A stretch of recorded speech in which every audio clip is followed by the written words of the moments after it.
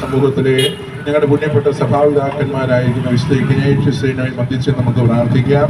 അതേ സിംഹങ്ങളുടെ വിശപ്പുള്ള പട്ടിണിക്കിട്ടിരിക്കുന്ന സിംഹങ്ങളുടെ മുമ്പിൽ എറിഞ്ഞു കൊടുക്കപ്പെട്ടപ്പോൾ അതിനു മുൻപ് എനിക്ക് വരാൻ പോകുന്ന മഹാഭാഗ്യത്തിൽ നിന്ന് തടയരുതെന്ന് സഹക്രിസ്ത്യാനികളോട് അപേക്ഷിച്ച വ്യക്തിയാണ് അദ്ദേഹം.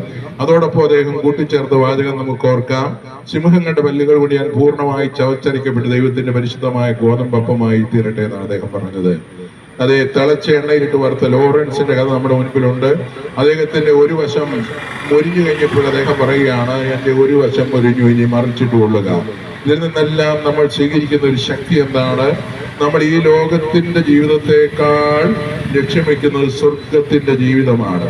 അതുകൊണ്ട് തന്നെ ഏതൊരു സാഹചര്യത്തിലും ഈശോയുടെ വചനം അനുസ്മരിച്ചുകൊണ്ട് പോകുവിൻ ചെന്നായ്ക്കളിലേക്ക് കുഞ്ഞാടുകളെ എന്ന പോലെ നിങ്ങളെ ഞാൻ അയക്കുന്നു എന്ന കർത്താവിന്റെ വചനം സ്വീകരിച്ചുകൊണ്ട് ശക്തമായി സ്നേഹത്തിന്റെ ദൈവത്തിന്റെ വക്താക്കളായി പ്രവർത്തിക്കുവാൻ